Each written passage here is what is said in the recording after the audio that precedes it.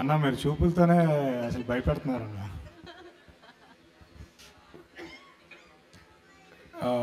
Hello అండి, నేను ఈరోజు ఈ స్టేజ్ మీద ఇలా ఒక సినిమాని ప్రొడ్యూస్ చేసి ఇలా నిలబడడానికి కారణం కొంతమంది వ్యక్తులు ఉన్నారు. అంటే వాళ్ళు లేకపోతే నా జర్నీ అసలు బిగిన్ అయ్యేదే కాదు. ఫస్ట్ గాడ్ ఫాదర్ అందరికీ అరవింద్ గారు. అరవింద్ గారు లేకపోతే అసలు ఆయన ఇచ్చిన ఎంకరేజ్మెంట్, ఆయన సపోర్ట్తోనే మేము ఇక్కడి వరకు తీసుకొచ్చాను ఈ సినిమాని. తర్వాత వాసు గారు, ఈ సినిమా ఫస్ట్ నేను కథ విన్న తర్వాత, దుష్యంత్ దగ్గర నుంచి కథ విన్న తర్వాత వాసు గారికి ఒకరోజు మార్నింగ్ 8 o'clockకి ఇంటికి వెళ్ళి చెప్పాను. ఆయన విత్ ఇన్ 5-10 minutesలో అసలు నా మీద ఉన్న నమ్మకంతో ఆ రోజు లేదు ఈ సినిమా నువ్వు ప్రొడ్యూస్ చేయి అని నన్ను ఎంకరేజ్ చేశారు. వాసు గారు ఆ రోజు నుంచి ఈ రోజు వరకు అంటే నాతోనే ఉండి డైలీ ప్రతిరోజు అప్డేట్స్ కనుక్కుంటూ ఎక్కడైనా డిలే అవుతుంటే ఎక్కడ డిలే అవుతుంది, దేనికి అవుతుంది, ఏంటి అని కంటిన్యూస్గా ఈ సినిమాని నాతో ఫాలోఅప్ చేసి నన్ను పుష్ చేసి ఇక్కడ వరకు తీసుకొచ్చారు. తర్వాత ఈ స్టేజ్ మీదకి నేను రావడానికి మెయిన్ కారణం ఇంకొకరు అల్లు శిరీష్ తనే నాకు అరవింద్ గారి దగ్గర తీసుకెళ్లారు, నన్ను సపోర్ట్ చేశారు. ఇంతవరకు నన్ను తీసుకొచ్చింది ఆయనతో 2 సినిమాలు చేశాను. ఆ బాండింగ్ ఆయనతో పెరిగిన ఇదితోనే ఆయన నన్ను సపోర్ట్ చేసి నన్ను బాగా పుష్ చేశారు.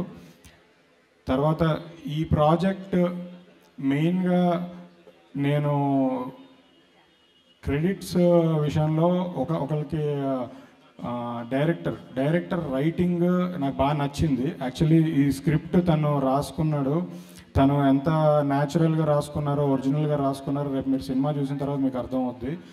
మాకు నరేషన్ ఇస్తున్నప్పుడే తను డైలాగ్స్ కూడా రాసుకున్నారు, ఆ డైలాగ్స్తో పాటు మాకు నరేషన్ ఇచ్చారు.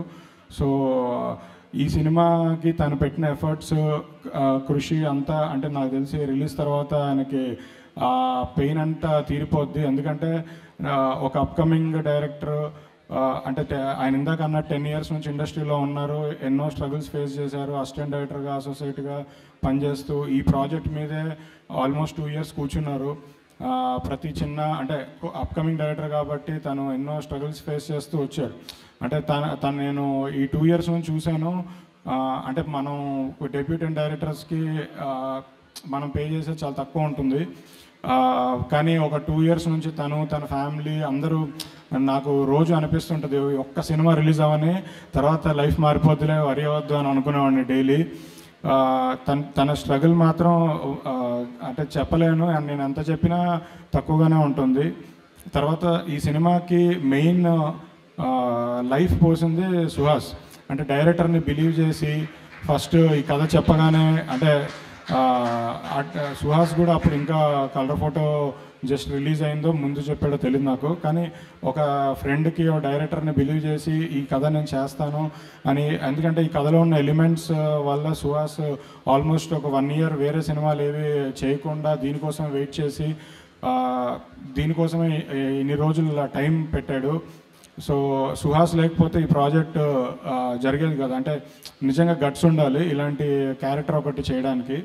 తర్వాత అందరు ఆర్టిస్టులు, టెక్నీషియన్స్ అంటే కొత్త అమ్మాయి హీరోయిన్ శివాని, శరణ్య గారు, అందరు ఆర్టిస్టులు బాగా చేశారు. నితిన్, టెక్నీషియన్స్, డిఓపి బేగ్, మన editor Pawan Kalyan, music director Shekhar Chandra అందరూ బాగా చేశారు. అంటే ఈ సినిమాని సపోర్ట్ చేశారు. అంటే వాళ్ళ సొంత సినిమా లాగా ఫీల్ అయ్యి వేరే ప్రాజెక్ట్స్ ఏమున్నా దీనికి ఎక్కువ టైం పెట్టి మాతో పాటు ట్రావెల్ అయ్యారు ఈ సినిమాతో.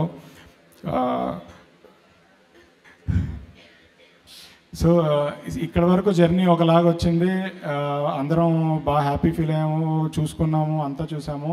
బట్ నిజంగా లాస్ట్ మినిట్లో నిజంగా నా కోసం వచ్చి చాలా వాల్యుబుల్ ఇన్పుట్స్ ఇచ్చి ఈ సినిమాని మాతో పాటు అంటే లాస్ట్ 1 week 10 days నుంచి అంటే తన సినిమాలాగా ఉండి మాతో నడిపించింది సాయి రాజేష్ గారు.